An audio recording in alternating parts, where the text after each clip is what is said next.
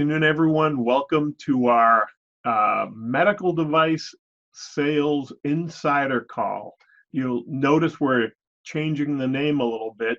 Over the last few months, we've gotten some feedback, and Barry and I have decided to kind of take this call in a little bit of a different direction. So you'll notice that some of the graphics and the registration forms will be changing over the next couple weeks, but we're going to use this as an insider call. We want to make sure that people are getting the information they need really from the inside out, because that's really where a lot of this information, where again, over the years, when we can remember it, some of it kind of merges together. We want to make sure that you're getting everything we can give you really from the bottom up. So going forward, you're going to see some information out there about the insider sales call or sales insider. Thank you for joining us. A couple housekeeping notes. One, the call is being recorded. If we get disconnected for some reason, right now the weather looks great, but we're having a little bit of a cold snap up here in New England, and it's a little frosty, and sometimes the cable, the internet, the power, who knows, it goes out for a split second. But if we get disconnected, just feel free to jump back online. Also, if you're calling in and you have to jump off, no problem, it happens. We'll be sending out the recording within a 24-hour period. We'll send it out via email. We'll also put it up online, usually on LinkedIn as well. Also, if you want to submit a question, you can send them electronically via email to info@salesplusmvp.com. You can use the chat button or the Q&A button on the bottom of your screen and use that to submit your questions live if you're on the call. If you're on the phone, we haven't figured out yet how to take those questions yet, so we'll work it going forward. So we're trying to figure out if you can text us. We haven't figured out how to do that yet. So my name is Steve Porcaro. Welcome, and with me as always is Vanna, or should I say Barry? Sometimes I get them confused. Hi everybody, welcome to our weekly call. Hi.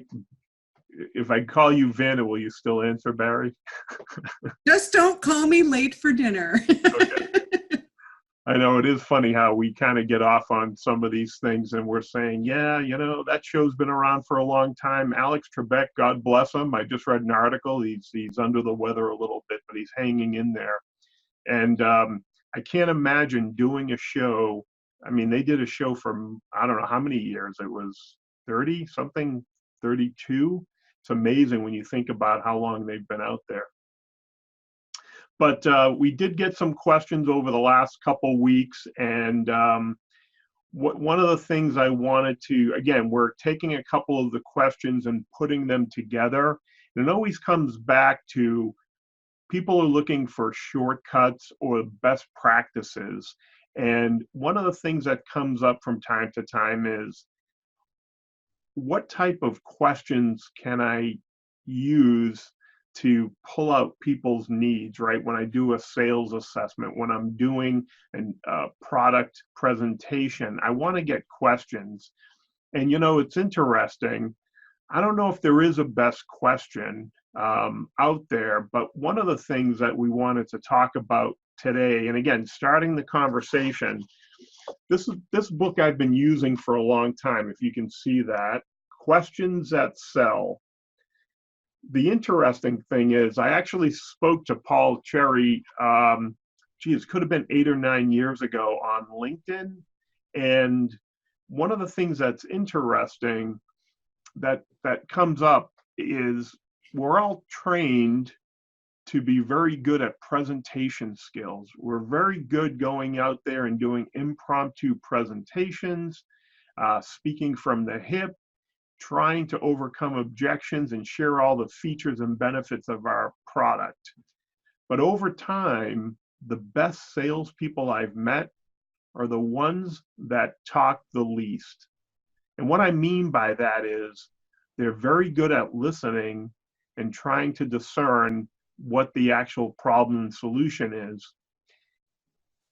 And the way they go about doing that is asking questions. We all know we have to ask questions, and there's a multitude of type of questions. But the funny part is we've been trained as sales professionals, business owners, entrepreneurs to go out there and really dazzle people with our brilliance and what we know and how much information that we want to share with people. Sometimes I think it's better for us to take more time to listen and really ask the questions and listen for the answer. Now, the funny thing is, I'll share a quick story, but for those of you who are out there and you're running a business, maybe you're in the local community, maybe you belong to a networking organization, this comes up from time to time when you're trying to give a 30 or 60-second audio commercial. The funny thing is, you're sitting around there in a room, a circle, or it could be a round table, and what are we doing? For most people, they're sitting here saying, what am I going to say today? How am I going to explain my service? What's the information? Instead of paying attention to what's going around the room, how people are introducing themselves, most people are thinking about what they're going to say. I think Stephen Covey had a great saying, right? Most people want to listen to be understood, but they're getting ready to listen to answer the question. I think I screwed that up, but I think we'll have to figure that out. But the truth is, most of us answer to respond or listen to respond versus truly listening to understand that question. So I want to take a few minutes and talk about that, and then we're going to open that up to a couple questions. Bari, anything you want to add before we jump in? I think the key to staying in the mindset of making sure that you're listening for the sake of listening is the whole concept of being present and in the moment, which is something you learn in meditation. Because if you're thinking about the future, then you're not in the present. So it's very important to listen when someone is speaking to you, to hear them, because they always say that, that silence speaks louder than words. So sometimes taking that moment after the person finishes speaking to compose your answer or your next question creates a different perception of the person that you're speaking with. So I think that staying present is very important, and listening is definitely helpful. And it is hard to get used to. I'm guilty. I used to show up and throw up all the time. I know. And Bari, it's funny you say that. We talked about First Things First, Stephen Covey's book, but in the 7 Habits of Highly Effective People, habit number 5 was seek first to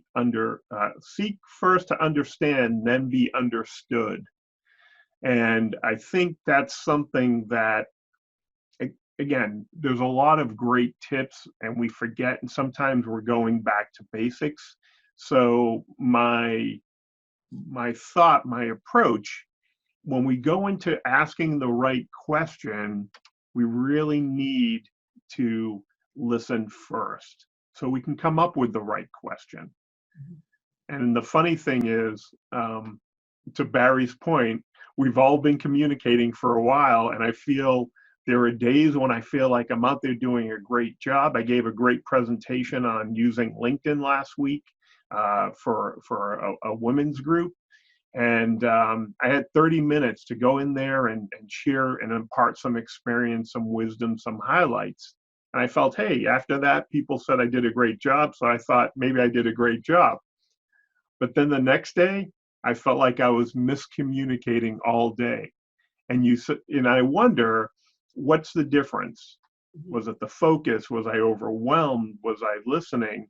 And I think part of this was, with everything going on, and we all fall into this, it takes time and practice to be effective communication experts or communicators, more importantly, to be listening. because it's easy to ask questions, but I think it's harder to come up with the right questions. So with that being said, one of the things I wanted to do was talk a little bit about when do we ask questions, and then I wanted to open it up to our questions for the group, because I think it's interesting. I communicate with people on LinkedIn on a regular basis, right? I love networking. I love meeting people. Bari and I, we're managing the groups. We're reaching out to people. We're starting these relationships. 9 times out of 10, people are trying to grow their business or transition. And sometimes people will ask us questions about, how do I get hired? What's the best company? Where do I go? Where do I start? And even though we share as much information as possible, we've done a couple webinars, we've written a few articles, sometimes I wonder, oh, okay, had a technical glitch there. Sometimes I wonder if we're getting the message across. It doesn't matter what we say as much as it matters what people hear. And I think when we're asking questions, we're doing that for the most part. Most of the questions that I deal with are clarification questions. I'm asking questions of people to clarify what their goals are, what their targets are, and to uncover and to maybe understand them. I want to be able to help people when they say, Steve, I'm trying to grow my business, I'm trying to find the right team member, or I'm trying to break in or get a new job in medical device sales. The funny part is, we can ask the question, we have to be prepared for the answer. As Bari said, it's very interesting when we have a lot going on. Anyone feel like they have a million things up in the air? You know, you're thinking about not only what I have to do in the next hour, the next day, the next week, the next month, maybe it's the next quarter. Trying to get all that information and focus it and distill it down to the here and now can be challenging. When we're out on the road, and I thought I was providing great customer service when I had a pager in one hand, a cell phone in the other, my first laptop or notebook computer. I wanted to be plugged in so I could respond at a moment's notice when my customers called. What I really had to do was slow down a little bit and really listen to what their needs were. Because you know what? I can be Johnny on the spot, answer their questions in a moment, but if I didn't understand what they were asking, it didn't matter if I shared information that was incorrect. So I'm just going to use this as an example, and this is a real life scenario that happens, and I'm using this on the context of medical device sales on LinkedIn.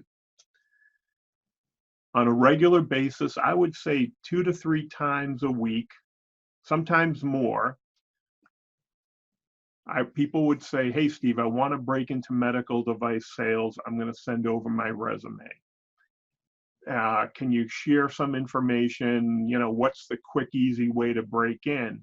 And I would ask them right up front, tell me about yourself. And I love when people ask that, or I ask it to them, because we've been trained to do what? We want to answer. We want to please people. We want to give them a question. But think about it. If you've been out in the field for any length of time, if you've been working professionally, how long could you talk about yourself?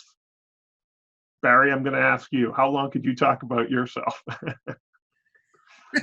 It's very easy to just go off on a tangent and give way more information than they need and actually talk yourself out of a job because you didn't focus on the important things. Yeah, no, and it's funny. I get this all the time. You know, it's kind of like a big joke. I want to break into medical device sales, and I'll ask people, can you be more specific? And they'll say, what do you mean? I said, well, if medical device sales was one company one specialty, one product, it would be easy. But guess what? It's such a large field. How do we go from this shotgun to a laser? So when I ask people specifically, what part of medical device sales are you looking to break into? The operating room? Are you trying to do some type of procedure? You're trying to sell anesthesia products, capital equipment, disposables. I mean, the list can go on. All of a sudden, I can hear on the other end of the line, there's the gears are turning because it's such a large question. And the other part of this, and I'll use this as an example, when I'm coming down to see Bari and I say, Bari, let's go out and have a meeting or go out to dinner. Bari needs to know what type of restaurant we're looking for, what our budget is, what type of food, do we need an atmosphere where we can have a meeting? Do we want to go have breakfast, lunch? So the example boils down to, and this is really hard, my wife struggles with this because she's been raised in such a way not to question people, but I always try to answer a question with a question to clarify. And I'm not doing it to be disrespectful. My wife thinks I'm doing it because I don't trust her sometimes, but it's like, honey, I really want to understand, and I don't want to make assumptions. But the funny thing is, when we're out there, and especially if we're out in the field, we're the experts in our product. We think we know the answer. We want to make something. We don't want to look stupid or incompetent. We want to be seen as the expert. And I can tell you, over the years in the operating room, the toughest part sometimes of the job was questioning a physician, a surgeon, and confirming. I would rather say, listen, I'm not the expert you are. I'm just here to serve you. I want to clarify and make sure I understood this. It has nothing to do with what they're doing or how they're going about doing it. It's really hard to be humble when people are putting you up on the pedestal and say, we hired you to be smart, to do a presentation. Why don't you know the answer? But here's the thing, it never hurt. And I think when you go about asking a question in a right way, if I say something along the lines, Bari, I know your time is limited, but I want to make sure I give you the right information. Do you have a moment to just answer a couple questions? I want to make sure I understand what you're asking me. I don't think I've ever had anyone say, no, Steve, I'm not gonna allow you to ask a question. Have you ever run into that, Bari, in the practices? No. People do have a desire to be understood. So if you need more information to understand them, then they're always willing to take that next step. Yeah, and you bring up, it's an interesting point. Everyone's in such a rush, right? We need to go out there and we need to get something done yesterday, right? We need to go out there and get it done.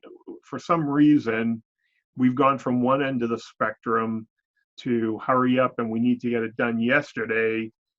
But I've also noticed when we do that, we make mistakes, we miscommunicate, we're not really taking time to seek first to be understood, and we're not developing those relationships. In a sense, that's why dating, and my older son is in a long distance relationship. He's in the military.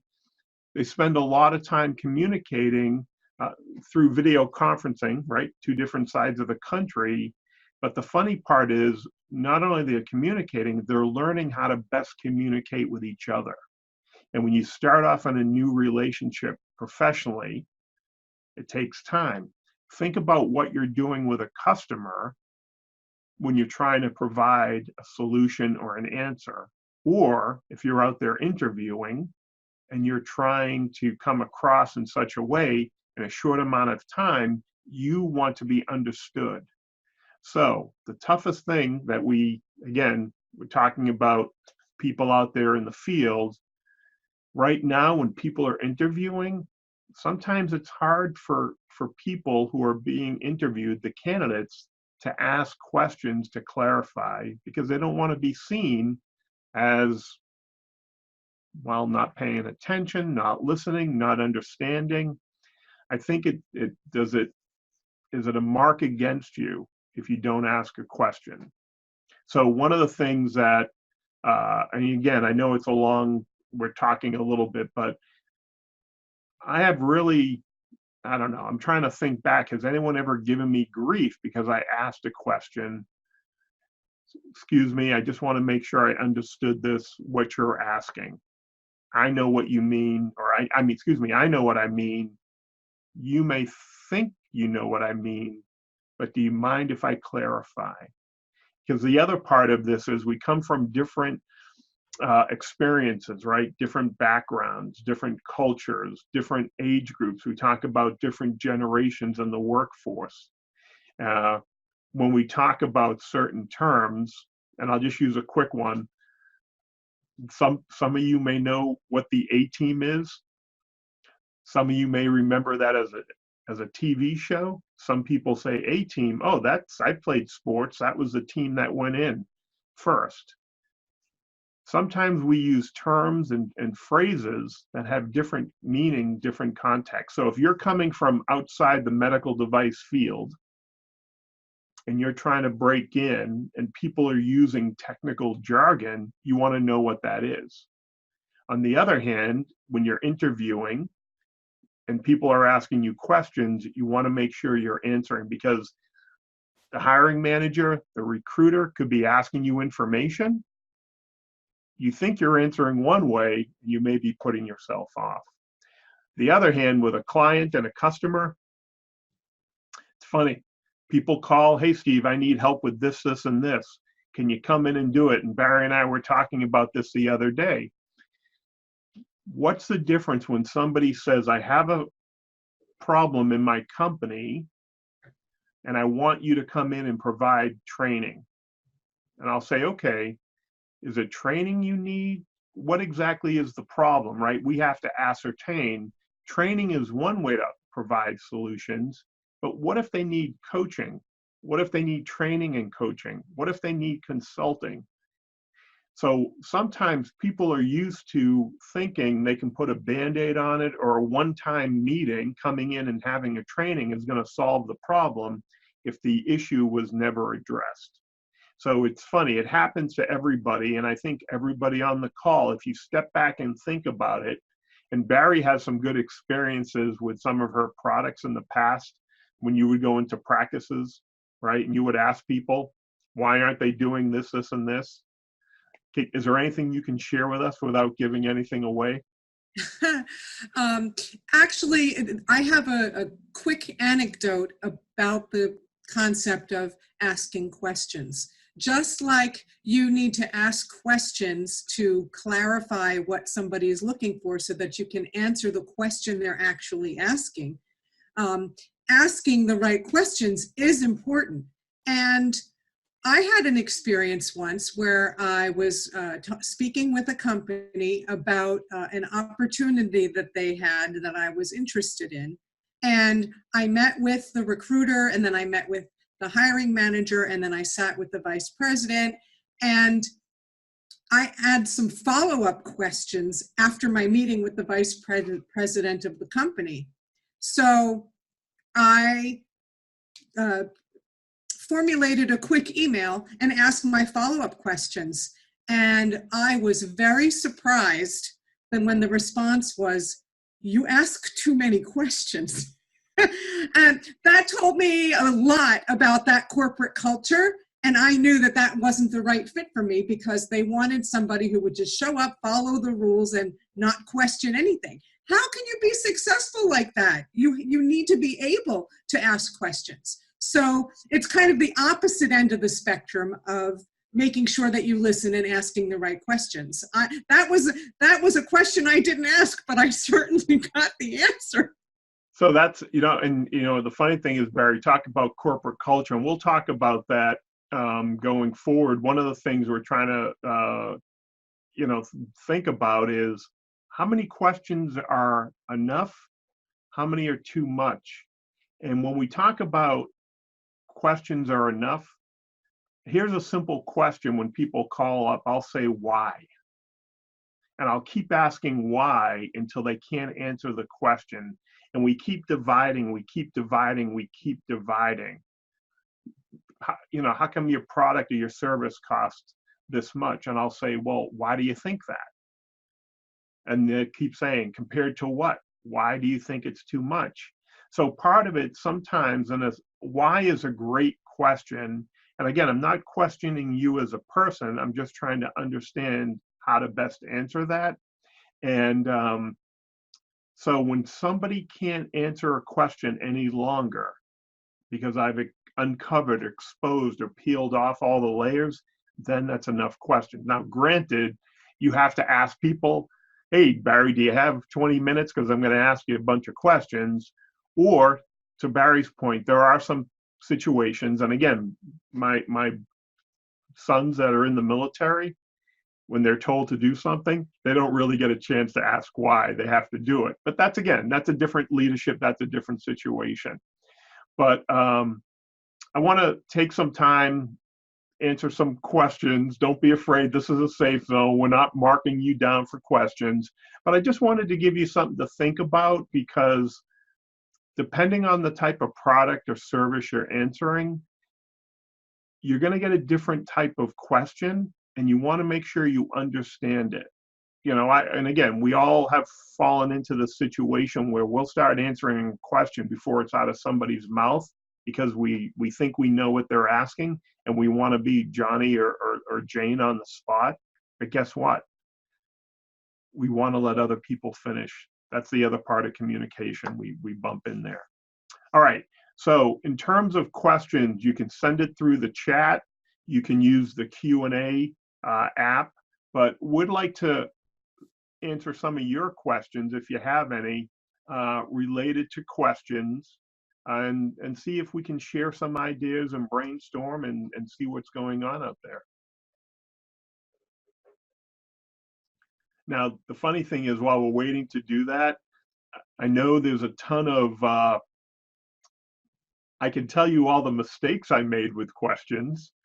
There's a lot of people that tell you don't ask a question unless you know the answer. And again, in negotiation, that's fine. When you're selling a product or a service, that's fine. You want to do your homework. But if you haven't done your research, you're probably not ready to go in and make a sales presentation yet. The funny thing is, communication and questioning can really, you know what? You remember what was that show, Funniest Home Videos? Think about all the videos, the funny home videos they could have made if we had a recording where we can play all those mistakes we've made asking questions. All right, Bari, anyone submitting a question at the moment? Not yet. Okay. Well, the good thing is, yeah, to Bari's point, there's never a stupid question or a dumb question.